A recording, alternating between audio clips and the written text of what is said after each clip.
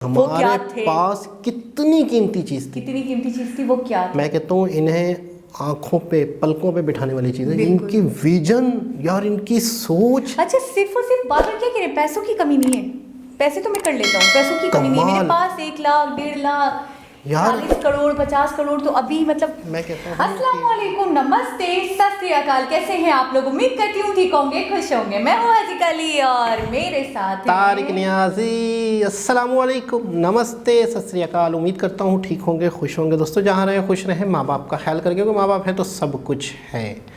आज की हमारी वीडियो है dream project Gadkari ji. So start करते हैं अपनी वीडियो को, लेट्स स्टार्ट। ओके गाइस, तो वीडियो का टाइटल है dream mega project of Gadkari electric expressway $300 billion. से स्टार्ट करते हैं। इतना सुंदर एरिया है। और कल मैं जम्मू में था परसों, तो मैंने एलजी को कहा कि हम यहाँ स्विट्जरलैंड बनाए, स्विट्जरलैंड से अच्छा बनाए। What is your dream project in some में से? What is the dream project? अच्छा Gadkari, on a personal note, one thing I want to say. Here is a person who is really excited about what he is doing. And I want to tell you, we are excited about what you are doing. कि हिंदुस्तान ये 5 साल के अंदर world का number 1 का manufacturing hub बनेगा। अभी tyre जो है वेस्ट, मैंने कहा वर्ल्ड से इंपोर्ट करो हिंदुस्तान। बंगाल गाड़ियां वर्ल्ड से इंपोर्ट करो। जब मैं ये रोड के एसेट मोनेटाइज कर रहा था, तो अभी Australian Canadian pension fund American company आई। मैंने हमारे सेक्रेटरी को कहा कि मैं ऐसा इंफ्रास्ट्रक्चर नहीं डेवलप करना चाहता। मैं इस देश का गरीब आदमी, कांस्टेबल, चपरासी, उसके पैसे से रोड बनाना चाहता हूँ। और अब मैं आने वाले समय में, अभी जो मैं बॉन्ड निकालने वाला हूँ, प्रोजेक्ट में मोनेटाइज कर रहा हूँ, मैं बोलूँगा आपको 7% और 8% फिक्स रिटर्न मंथली मैं देता हूँ। NHI में इन्वेस्ट करो 100% गवर्नमेंट AAA रेटिंग और गवर्नमेंट ओन है। मैं आपके पैसे लूंगा, आप इन्वेस्ट करो, आपको बैंक में 4% 4.5% मिलता है। मैं कमाल आइडिया यार। मैं सपने दिखाने वाला नेता नहीं यार, मैंने सबको कोऑर्डिनेट किया था। और आने वाले समय में इतना बड़ा रिवोल्यूशन होगा कि ये 25 लाख करोड़ के इंपोर्ट के बजाय, जो बात आपने पूछी है बहुत इंपॉर्टेंट है, ये इंपोर्ट के बजाय अगर इसमें से 15 से 16 लाख करोड़ भी एग्रीकल्चर और रूरल इकोनॉमी में जाएंगी तो कितने जॉब्स क्रिएट होंगे, कितना ग्रोथ रेट बढ़ेगा, पर कैपिटा इनकम बढ़ेगा, सोशियो इकोनॉमिक इम्पैक्ट कितना होगा। और मैं आपको एक बात नम्रतापूर्वक कह रहा हूँ कि मैं सपने दिखाने वाला नेता नहीं। देखा फ्यूचर ऑफ इंडियन। आखिरी आपका सवाल जो रहा कि ये चार्जिंग स्टेशन का, ये देखो चार्जिंग स्टेशन में तो अभी जितने मॉडल स्कूटर कार वाले रहे उनके साथ चार्जर है। मेरे यहाँ एक जोक हुआ, मैं 7-8 महीने से इलेक्ट्रिक SUV यूज़ करता हूँ, तो मुझे वो चार्जर दे दिया। तो मेरे पार्किंग में वो लगा दिया। अब मैं 7-8 महीने गाड़ी भी चलाता, गाड़ी उसी में घूमता हूँ नागपुर में। तो मुझे बाद में पता चला कि वो चार्जर उसने जनरल मीटर में लगा दिया था, तो मुझे फुकट में बिजली, मुझे पता चला ऐसा मत करो। तो पहली बात तो ऐसी है कि हर चीज़ आप रात को चार्ज कर सकते हैं। और आपको और एक अच्छी बात बता दूं कि ये जो बाइसिकल है, इसकी इकोनॉमी 3 लाख करोड़ की है। हाँ, और इसमें चाइना का शेयर 70-75% है। अब भाई हमारे जो हीरो वाले हैं पुंजाल, इनके प्लान का मैंने लुधियाना में अभी लॉन्च इनॉग्रेशन किया और उन्होंने बहुत अच्छा काम किया। अभी इस इंडियन लोगों को इस बातों को आप जरूर पता है। उन्होंने लंदन में एक बड़ा रिसर्च इंस्टीट्यूट तैयार किया प्रोडक्ट डिजाइनिंग का, और वर्ल्ड की बाइसिकल का पूरा ये करके इतना सुंदर बाइसिकल बनाई है कि अब वो बाइसिकल भी चलेगी। और मैं विश्वास रखता हूँ कि अगले आने वाले 5 साल में वर्ल्ड के मार्केट शेयर में 50% हिंदुस्तान का होगा। इतनी अच्छी बाइसिकल हमने बनाई है। तो आज एक प्रकार से हमारे देश में जो रिवोल्यूशन हो रहा है, उसमें निश्चित रूप से we are the fastest growing economy. और हमारा इंपोर्ट कम होगा, एक्सपोर्ट बढ़ेगा, रोजगार मिलेगा और हमारी ग्रोथ रेट बिल्कुल ऐसे ही। और सबसे मैं चाहता हूं, आज गडकरी जी आप हमेशा ये कहते हैं ये होगा, ये होने वाला है, और जितने लोग बैठे हुए हैं आज विजुअलाइज कर रहे हैं कि आप जो कह रहे हैं अगर ये हो जाए तो कंट्री विल ट्रांसफॉर्म। सब चाहते हैं, सिनिसिज्म नहीं है। मैं ये क्लियर कर दूं, are we cynical? We are not cynical, right, about the future. We want it to happen. Do we want it to happen? या absolutely, this is a positive energy, but we also want to know the practical challenge. We want our country to be a 5 trillion economy. Why 5? We want it to be a 10 trillion economy. मैं तो कहता हूँ digital economy is being pegged at 300 billion. After a few years, मैं कह रहा हूँ it could be a 1 trillion economy.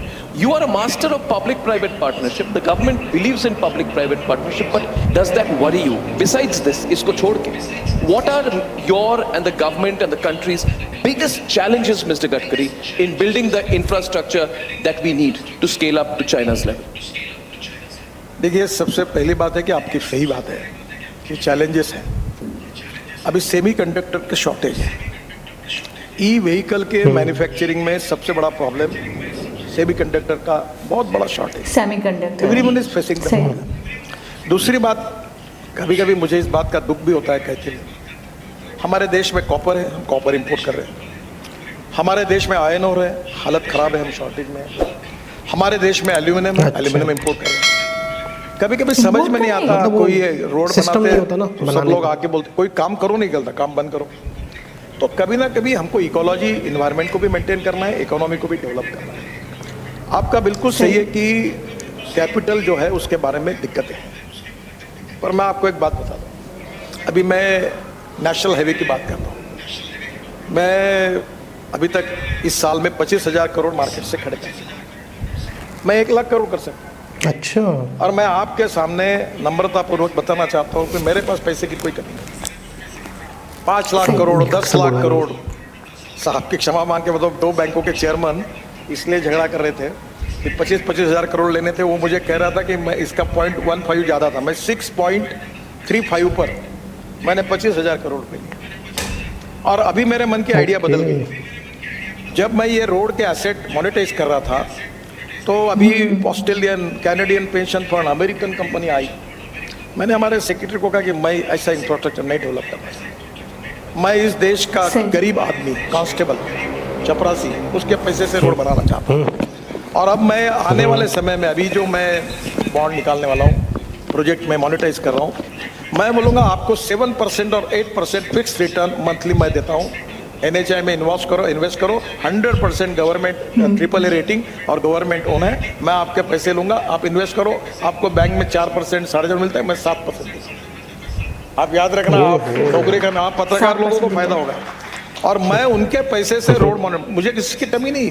वो मैक्वेरे ने हमारे एसेट खरीदी है, कैनेडियन फंड ने एसेट खरीदी की है। वर्ल्ड में मुझे पैसे देने वालों की कमी नहीं। और मैं NHI में लाखों करोड़ के रोड बना रहा हूँ। इस साल में 7 लाख करोड़ के रोड बना रहा हूँ। मेरा बजट 1,20,000 करोड़ का है। 7 लाख पैसे BOT, हाइब्रिड एन्युटी, BOT, फिर EPC, फिर उसको मॉनिटाइज कर रहा हूँ। और मुझे पैसे की कमी नहीं है। और आपको ताजुब लगेगा, पर हिंदुस्तान की कैपिटल मार्केट में कैपिटल की कमी है। पर जैसे इकोनॉमिक ग्रोथ हो जाएगी, जैसे एक्सपोर्ट बढ़ेगा, जैसे उदाहरण के लिए आपको बताता हूँ, हमारी ऑटोमोबाइल इंडस्ट्री 7.5 लाख करोड़ की है। हिंदुस्तान में सबसे ज़्यादा टैक्स देने वाली इंडस्ट्री कौन सी है? तो ऑटोमोबाइल इंडस्ट्री है। दूसरी बात, सबसे ज़्यादा रोजगार देने वाली कौन सी इंडस्ट्री है? ऑटोमोबाइल इंडस्ट्री है। जबकि इस इंडस्ट्री में आज वर्ल्ड के कोई भी नाम निकालो आप, लगभग 99%, एक टेस्ला को छोड़ दो, सब ब्रांड्स इंडिया में है।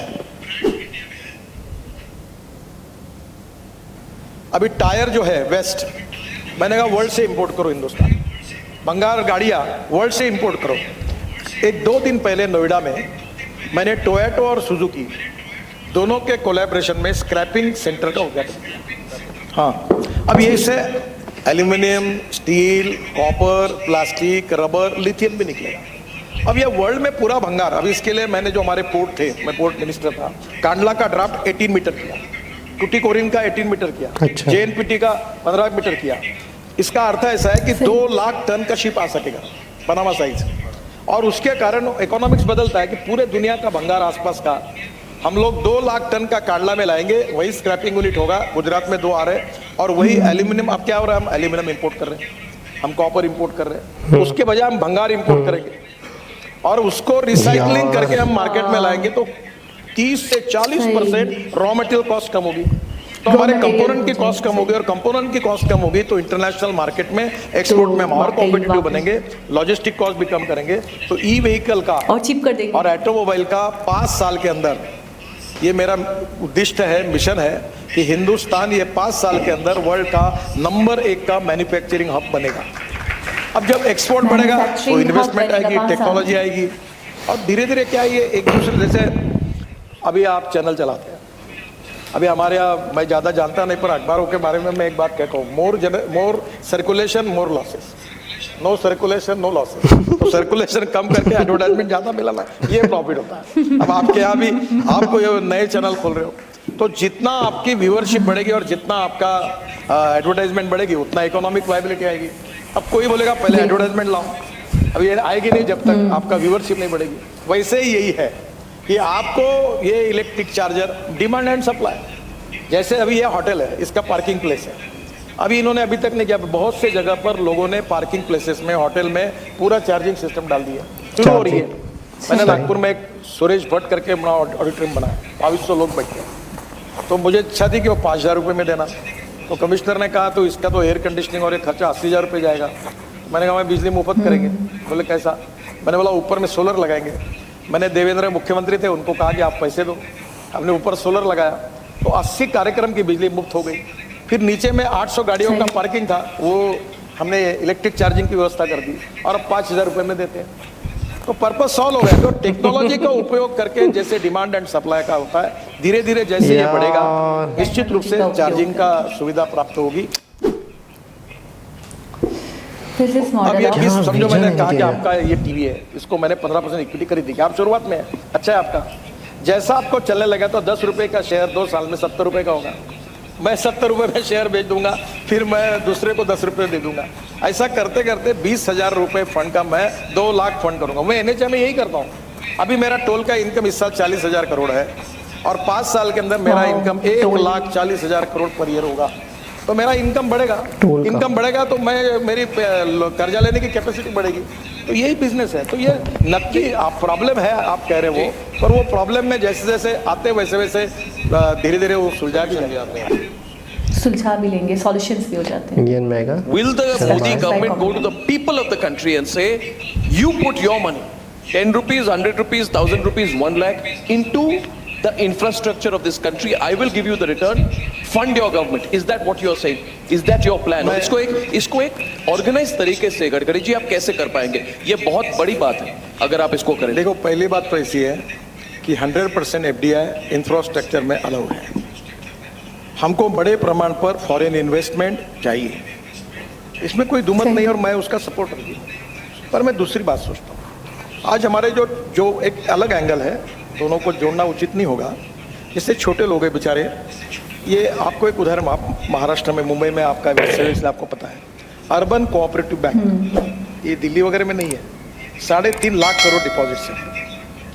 क्रेडिट कोऑपरेटिव सोसाइटी कोल्हापुर में है, कि कोल्हापुर में कम से कम उनका डिपॉजिट होगा 50,000 करोड़। इतने बड़े बड़े क्रेडिट कोऑपरेटिव सोसाइटी जिले में है, 400 सोसाइटी है।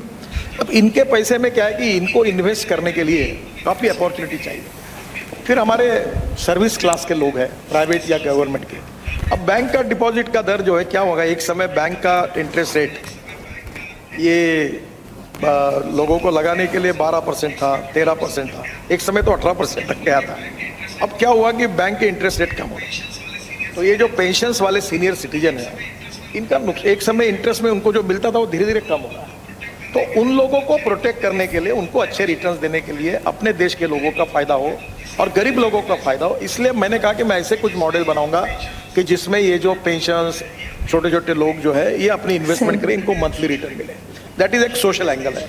रहा तक इस देश की इंफ्रास्ट्रक्चर में इतने बड़े प्रमाण पर टेक्नोलॉजी आ रही, अनेक प्रकार के बड़े बड़े प्रोजेक्ट्स आ रहे हैं, तो निश्चित रूप से इस देश में इतना कैपिटल नहीं है कि हम ये सब कर पाए। पोर्ट्स बना रहे, बड़े बड़े रेलवे स्टेशन बना रहे हैं, मेट्रो आ रही, अभी मेट्रो का कहाँ करेंगे, 350 करोड़ रुपए पर किलोमीटर कैपिटल कॉस्ट है, तो ये देश में संभव नहीं होगा। इसलिए हमने जायका का फंड लिया, काफ़ी बड़े इसमें हमने जापानी फंड लिए, काफ़ी जगह पर वर्ल्ड बैंक के फंड लिए, ADB के लिए, ये लेना चाहिए, इसको स्वागत आ रहा है। पर इस होटल में जो वेटर काम कर रहा है या पुलिस कांस्टेबल है, सुरक्षा कर्मी है, जिसको 15,000 रुपये तनख्वाह मिलता है, जो 1,000-1,500 रुपये का सेविंग करके बैंक में डिपॉजिट करता है, उसको डिपॉजिट में ब्याज कितना मिलता है। तो मैं ये सोच रहा हूँ कि मेरे इंफ्रास्ट्रक्चर में उसका हाथदार भी लगे और उसका कल्याण हो। Dream project finally revealed. What is your dream project इन सब में से? What मुस्कुराएंगे is the dream project? यार लव So यू। अब देखिए, a lot of people will be watching this answer because when you have to choose one, आप अभी सोच रहे हैं मैं कौन सा बोलूं? आप बोलिए which is your dream? Which have you become completely attached to? Which you think about? Which will also change this country? देखिए, मैं जब महाराष्ट्र में मंत्री अच्छा था महाराष्ट्र में मंत्री थे। तो मैं Mumbai Pune express highway, Worli Bandra sea link project और 55 फ्लाईओवर्स बना रहा था। तो नेचुरली मैं कहता था कि ये मेरा ड्रीम प्रोजेक्ट है। पर अभी मैं 22 ग्रीन एक्सप्रेस हाईवे बना रहा हूं। ग्रीन अगले बार तो मैं 2 साल के अंदर दिल्ली वालों को बता दूं, दिल्ली से देहरादून 2 घंटा, दिल्ली से हरिद्वार 2 घंटा, क्या दिल्ली से बात चंडीगढ़ है। 2 घंटा, दिल्ली से जयपुर 2 घंटा और दिल्ली से श्रीनगर 7.5 घंटा कमाल। और दिल्ली से कटरा 6 घंटा। 100% दिल्ली से मुंबई 12 घंटा। और ये दिल्ली से श्रीनगर 7 इतने घंटे। प्रोजेक्ट, अभी मैं दिल्ली से मानस मुंबई सरोवर 12 का घंटे। प्रोजेक्ट बना रहा हूँ। 80% काम पूरा हुआ, मेरा ड्रीम प्रोजेक्ट है। ये पिथौरागढ़ से नेपाल और चाइना से वहां तक 80% काम पूरा हुआ, माइनस इंटीग्रेटेड प्रोजेक्ट। हमारे Super लोग वहाँ काम communication कर रहे हैं, मेहनत कर रहे express हैं। है। और दूसरा ये जम्मू कश्मीर में मैं इतनी आपको एक जरूर रिक्वेस्ट करूंगा, आप जोजिला टनल देखने के लिए जाइए। और ये आशिया की चलिए। सबसे बड़ी टनल है और उसमें 13.5 किलोमीटर की है। और वहाँ जाने के बाद मैं पहली बार गया था, ये इतना सुंदर एरिया है। और कल मैं जम्मू में था परसों, तो मैंने एलजी को कहा कि हम यहाँ स्विट्जरलैंड बनाए, स्विट्जरलैंड से अच्छा बनाए। मेरा एक ड्रीम है कि जो लद्दाख लेह से शुरू होगा तो कन्याकुमारी तक कोई आदमी निकले तो कम से कम 100 किलोमीटर के कम स्पीड से लगे, पूरा कन्याकुमारी तक पहुंच जाए। और वो करने की इच्छा है। मुझे लगता है 2 साल के अंदर इसके परिणाम निकलेंगे। 2 साल Gadkari, में करना। on a personal note, क्या बात one thing I want to say, here is a person who's really excited about what he is doing. And I want to tell you, we are excited बिल्कुल about ऐसे what you are doing. Mr. Gadkari, we are all excited. May we all be successful. Round of applause. Thank you. जी जनाब, क्या बात है, बहुत जबरदस्त। ही आला। मतलब ड्रीम प्रोजेक्ट उनके लिए बहुत मुश्किल हो रही थी कि वो क्या कहें। मैं खुद यही सोच रहा था कि कौन सा वो क्योंकि चूज करे तो बड़ा मतलब सावधानी के साथ आप बताइएगा, सोच समझ के। हाँ, तो फिर वो बड़ा मतलब ये बताया था कि मतलब कश्मीर से कन्याकुमारी तक एक वन रोड हो, 100 किलोमीटर नहीं बहुत सफर जा रहा मतलब हो। दिल्ली से लेकर वो तो बहुत सारे हैं, वो तो बहुत सारे वो तो वही कह रहे हैं कि उनने बहुत सारे। अच्छा मैं ही सोच रही हूँ दिल्ली से मुंबई बहुत दूर है, बहुत दूर है। बिल्कुल 12 घंटे। बिल्कुल। और पहले तो मैंने सुना था 1 दिन लगता था पूरा। हाँ, असल में वो जो ड्रीम प्रोजेक्ट फाइनल बताया था ना उन्होंने, वो वाला बताया था। वो तो पूरा मतलब है कि यानी कि इन शॉर्ट इन्होंने ये बताया कि इंडिया के एक कोने से लेके दूसरे कोने तक, कश्मीर से कन्याकुमारी तक हाँ 100 किलोमीटर की स्पीड से एक बंदा चले, उसकी स्पीड कम ना हो। यानी कि एक रोड ऐसा हो जिसमें रुकावट ही ना हो, रुकावट कोई ही ना मतलब हो। है कि एक कट्स ना हो। एक्सप्रेस वे ऐसा हो जहाँ पे कोई कट्स ना हो, डायरेक्टली इंसान मतलब 100 किलोमीटर का मतलब है कि वो कितना कॉस्ट उसकी बचेगी, कितना कम टाइम में वो पहुंच जाएगा। बिल्कुल। लेकिन मैं कहता हूँ इनके जो प्रोजेक्ट हैं, जो भी इनके जो छोटे छोटे प्रोजेक्ट भी हैं, वो हमारे लिए तो एक बहुत बड़े ड्रीम है। अच्छा मैं एक चीज़ बताऊँ, मैं आप लोगों को एक ख़ास बात बता दूँ। जो चीज़ मैं बिल्कुल दिल पे हाथ रख के आप लोगों को एक बात बताने लगा हूँ और आप लोग ये बात को थोड़ा सा महसूस कीजिएगा। जो चीज़ इंसान के पास होती है उसकी कदर नहीं होती। आप लोग नितिन गडकरी जी की बहुत कदर करते हैं, करते होंगे, मैं मानता हूँ। लेकिन जो चीज़ है, मैं कहता हूँ शायद मैं समझा नहीं पा रहा हूँ कि शायद मतलब आप लोगों को ये कहना अंदाज़ा चाहिए नहीं है हाँ, कि आप लोगों के पास क्या हीरा है। ये वाकई एक हीरा है। और दूसरी बात ये करते भी होंगे और वाकई में उनको बहुत मानते हैं। लेकिन मैं कहता हूँ हमें ऐसा लग रहा है कि यहाँ होते तो मतलब हम क्या कर देते। यहाँ होते तो एक अलग सब्जेक्ट पे बात हो जाएगी। हाँ, मैं कह रहा बिल्कुल। हूँ कि जब ये मतलब अल्लाह पाक इन्हें लंबी उम्र दे, इन्हें बहुत लंबी उम्र दे, इसी तरीके से काम और जब ये मतलब है कि नहीं होते या नहीं होंगे तो शायद फिर एहसास होगा कि हमारे पास कितनी कीमती चीज़ थी। कितनी कीमती चीज़ थी, वो क्या थी? मैं कहता हूँ इन्हें आंखों पे, पलकों पे बिठाने वाली चीज़ है, इनकी विजन यार, इनकी सोच। अच्छा सिर्फ और सिर्फ बात क्या कह रहे हैं, पैसों की कमी नहीं है। पैसे तो मैं कर लेता हूँ, पैसों की कमी नहीं है। मेरे पास 1 लाख 1.5 लाख यार 40 करोड़ 50 करोड़ तो अभी मतलब मैं कहता हूँ कि एक वो नहीं होता कोई बात ही नहीं होती कि एक अपने प्रोजेक्ट है, उस प्रोजेक्ट के अंदर आवाम को किस तरह जोड़ रहे हैं, उनको किस तरह मतलब एक कांस्टेबल, एक चपरासी भी है तो उसका भी योगदान हो, उसका भी मैं कहता हूँ जितनी तारीफ। अच्छा पहले भी हमें कुछ बातें पता थी इनके बारे में इस वीडियो में मज़ीद कुछ ये खुल के सामने आए हैं। मैं बस हैरान हूँ, मैं बहुत हैरान हूँ, बहुत हैरान हूँ। ज़्यादा तकलीफ उस वक्त हुई जब उन्होंने कहा आयरन, एल्युमिनियम, कॉपर सब हमारे यहाँ है, लेकिन हम फिर भी इम्पोर्ट करते। तो ये चीज़ मुझे थोड़ा सा मतलब वो हुआ कि ये तो गलत है। मतलब जब है तो उसको अवेल करना चाहिए। तो क्या वजह होती है? सिस्टम, आप कह रहे हैं ना सिस्टम की कमी है। उसकी वजह ये होती है ना कि उसको असल में हमारे यहाँ जो चीज़ें होती हैं कहीं भी उसको सही तरीके से निकालना, ये होती है मादनियात होती हैं, फिर उसको बाकायदा ऑर्गेनाइज तरीके से फैक्ट्रियों में ले जाकर खाम माल की तरह होती है, फिर इनको मतलब तराशना जो भी करते हैं। हो क्या रहा है कि प्लानिंग के बजाय सीधा मंगवा लिया। तो आपका फिर इस तरह से कुछ चीज़ें आप सीधी मंगवा लेते हैं बाहर से, कॉस्ट बढ़ जाती है। जब आप एक्सट्रैक्शन पे जाओगे ना तो फिर उस प्रोसेस में भी आपको काम करना पड़ेगा, सिस्टम बनाने में भी काम करना पड़ेगा। अब जैसे उन्होंने बताया कि ई व्हीकल के मतलब कम बनने की सबसे बड़ी वजह यही कि सेमीकंडक्टर की शॉर्टेज है। नहीं तो जो उन्होंने साइकिल के बारे में बताया कि ई बाईसाइकिल जो बना है वो इतना कमाल का बना है कि हर कोई मतलब अट्रैक्ट होने वाला है, यूज़ करने वाला। 50% इंडिया का, पूरे वर्ल्ड में 50% इंडिया का मतलब हाथ, फिलहाल चाइना का 75% इलेक्ट्रिक के हवाले से। अच्छा, वो जो पार्किंग के हवाले से बता रहे थे कि सोलर पैनल लगा दिए वहाँ पर, सबसे पहले तो बिजली इतनी लगेगी, फिर सोलर पैनल, फिर नीचे जो इलेक्ट्रिक हो रही है तो उससे चार्जेस ले लिए जाए।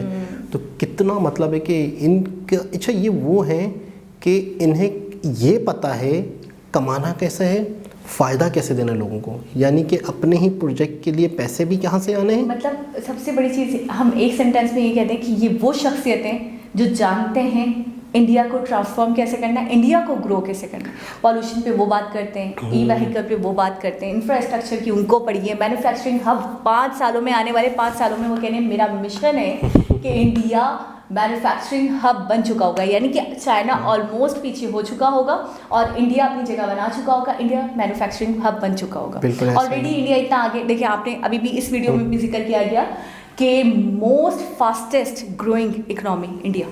ऑटो के अंदर, ऑटोमोबाइल के अंदर का गाड़ियाँ बनाने के अंदर सबसे ज़्यादा टैक्स यहाँ से आता है और इंडिया ही इस वक्त सबसे ज़्यादा ग्रोइंग कंट्री है।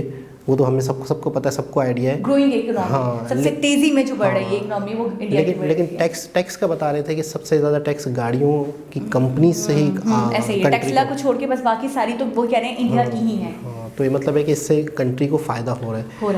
लेकिन यार जितनी भी मैं कहता हूँ तारीफ़ करूँ, जितनी भी तारीफ़ करूँ, अच्छा हमें पता है ज़्यादा फील क्यों हो रहा है? उन्हें ये है कि बस हमारे एक नेता हैं, एक मिनिस्टर हैं, हाँ काबिल इज़्ज़त हैं, मानते भी बहुत हैं, ऐसी बात नहीं है। मैंने बहुत कमेंट्स देखे हैं, बहुत प्यार करते हैं, बहुत रिस्पेक्ट करते हैं, लेकिन जो चीज़ जिसके पास नहीं होती है ना उसको ज़्यादा फील हो रहा होता है कि उनके पास है। हमने तो ऐसे मिनिस्टर नहीं देखे। अच्छा काफ़ी काम किया है, महाराष्ट्र में काम किया है, बहुत काम किया और अब तो मजीद आगे का उनके बहुत बड़े प्लान बन चुके हैं। भंगार वगैरह का भी तो कह रहे थे कि हम वो मंगवाने के बजाय अगर ये इस तरीके से रॉ मटेरियल मंगवा लें तो ये ज़्यादा चीपेस्ट पड़ जाएगा फिर आगे। अच्छा मैं कहता हूँ कि इनकी जो आइडियाज़ हैं, इनकी जो बातें हैं या अकल से हर बात इस पे प्रॉपर मैं कहता हूँ इनकी पूरी एक कलेक्शन होनी चाहिए। इनके सारी जो बातें हैं वो एक जगह जमा होनी चाहिए। ये बहुत काम किए हैं, बाकायदा बुक्स होनी चाहिए इसके ऊपर। और मैं कहता हूँ कि जो भी मिनिस्टर्स हैं उनको बाकायदा पढ़ानी चाहिए, उनको दिखाना चाहिए कि ऐसे भी लोग हैं, ऐसे भी लोग कर रहे हैं, ख़ास तौर पर इस तरफ पाकिस्तानियों को। अच्छा मैं ये कह रही थी कि पूरा दिन जो 24 घंटे का दिन होता है ना, तो मुझे ऐसा लग रहा है शायद ये 1 सेकंड या 1 मिनट के लिए भी इंडिया से हटकर, आवाम से हटकर नहीं सोचते होंगे अपनी सेल्फ के बारे में कि मैं ये कर लूँ, मैं वो कर लूँ। अभी इन्होंने बताया कि परसों मैं जम्मू में था तो मैं तभी अपनी एलजी से कह रहा था कि मुझे ऐसा सिस्टम नहीं चाहिए, मुझे कुछ हटकर करना है, कुछ अलग करना है। अच्छा जनता के बारे में इतना सोचते हैं कि पॉल्यूशन फ्री चाहिए मुझे इन्वायरमेंट, ठीक है, ग्रीन फ्यूल के बारे में ये सोचते हैं। मैं ये कह रही हूँ कि हम कितने टॉपिक्स पे बात करें, इतना जान चुके हैं। और आज की वीडियो ने तो हमें इसलिए ज़्यादा शॉकिंग कर दिया कि एक तो इनका मतलब स्टाइल देखा था आपने, भरपूर तरीके से मतलब जैसे बोल रहे थे, जैसे बयान कर रहे थे, इतने प्रोजेक्ट्स उन्होंने बताए, इतना सोचना अपने कंट्री के लिए। और सबसे ज़्यादा पता है एक ही इनका लक्ष्य है कि इंडिया ग्रो करे, इंडिया ट्रांसफॉर्म हो जाए और आवाम का फ़ायदा हो। आवाम का इनका फ़ायदा इनका हो। मुद्दा एक है। अच्छा, अपनी इंफ्रास्ट्रक्चर में भी, तरक्याती कामों में भी किस तरह से आवाम को जोड़ा, वो जो बॉन्ड्स का सिस्टम करके कि आप बॉन्ड्स खरीदोगे तो अच्छा, आपको 5% मिलता है तो 7% मैं 7%, मतलब क्या सोच है यार। मैं बोल नहीं पा रहा हूँ, मैं बहुत शौक हूँ, मैं बहुत शौक हूँ। अच्छा, हमने काफ़ी पिछली वीडियो देखी थी जिसमें हमने एक दफ़ा वीडियो में देखा था कि वो पेंट जो बना रहे थे गोबर से गाय के, उसको यूटिलाइज कर रहे थे। यानी कि इन्हें ये पता है कि वेस्ट मटेरियल से, इन चीज़ों से किस तरीके से मतलब फ़ायदा उठाएं। वेस्ट मटेरियल नहीं, मैं ही कह रही हूँ कि इतना सोचते हैं, इतना सोचते हैं, इतने टैलेंटेड है कि किसी भी फील्ड को लेकर बात कर सकते हैं, काम। मैंने देखा कितने कॉन्फिडेंटली बात कर रहे थे। जो सवाल किया जा रहा था, जरूरी तो नहीं है कि उनको पता होगा कि मुझसे क्या पूछा जाएगा। ज़रा से भी नर्वस नहीं हो रहे, हर बात का जवाब उनके पास, हर कहाँ दिक्कत आ रही है, कहाँ परेशानियाँ आ रही है। और सबसे खूबसूरत बात उन्होंने ये कही कि मुश्किलात हैं, परेशानियाँ हैं, तो रहते रहते धीरे धीरे वक्त के साथ साथ सॉल्यूशंस भी निकल आते हैं। कॉन्फिडेंस देखा आपने? बिल्कुल कॉन्फिडेंस, मुस्कुराहट, बहुत मतलब अच्छा, एंकर पर्सन क्या पूछने वाला है उनको तो नहीं पता, बिल्कुल, लेकिन फौरन जवाब वो दे पा रहे थे। ऐसा नहीं है, देखिए जब आप कुछ गबन करते हो, कुछ गलत करते हो ना, जैसे हमारे मिनिस्टर्स हैं, हमने देखा है यहाँ की बात वहाँ घुमा रहे होते, वहाँ की बात यहाँ घुमा रहे होते हैं, स्टेटमेंट्स बदल रहे होते, कभी कुछ कह रहे होते, कभी कुछ कह रहे होते, यू टर्न ले रहे होते, जैसे कि मैं कहूँगी। लेकिन इनके अंदर मैंने देखा कि फौरन जवाब दे रहे थे। अच्छा, सबसे बड़ी चीज़ मुझे बहुत हसीन चीज़ लगी, बहुत ब्यूटीफुल चीज़ ये लगी उनकी कि आपने देखा जहाँ पे कमी थी, अपनी कमी को बताते हुए कि हमारे पास है कॉपर, एल्यूमिनियम, आयरन, लेकिन उसके बावजूद हम इंपोर्ट कर रहे हैं। ये चीज़ मुझे बहुत तकलीफ अच्छा, देती है। आसपास के देशों से जो स्क्रैप है वो मंगवाने का कितना ज़बरदस्त आइडिया। मतलब मैं इनकी जितनी भी बातें सुन रहा था, मैं यकीन करो बहुत हैरान कि क्या इनकी सोच है, किस जगह से पढ़े हैं और इनके दिमाग के अंदर किस तरह से यार। मैं आपको बताऊंगी सीरियसली, इनकी जो सोच है वाकई एक्स्ट्रा ऑर्डिनरी है और ये बहुत जीनियस पर्सन है। कौन सिखाने वाला होगा? कोई नहीं सिखा सकता। मतलब कौन सीरियस, नॉर्मली अगर पढ़ना भी, एजुकेशन नहीं है, वो एक लिमिट होती है यार एजुकेशन की भी। ये बहुत टैलेंटेड, बहुत ब्रिलियंट। मैं कहूँगा लास्ट में जितनी भी तारीफ़ करूँ और शायद वाकई मैं कहूँगा लास्ट में कि शायद आप लोगों को पता नहीं एहसास है या नहीं है कि आप लोगों के पास कितनी कीमती चीज़ है ये नितिन गडकरी। बहुत कीमती, मतलब बहुत कीमती, बेशुमार। और मैं ये कहूँगी बेशकीमत तो है, लेकिन ऐसे लोग बेशुमार हैं वहाँ। बिल्कुल, मोदी जी को देख चुके हैं हम, वो अपनी जगह, हम उनको जैम भी कह चुके हैं। ये हमें अलग हीरा दिख रहे हैं। वाकई ये ऐसी पर्सनैलिटी शायद ही कहीं पाई जाती हो किसी और कंट्री में।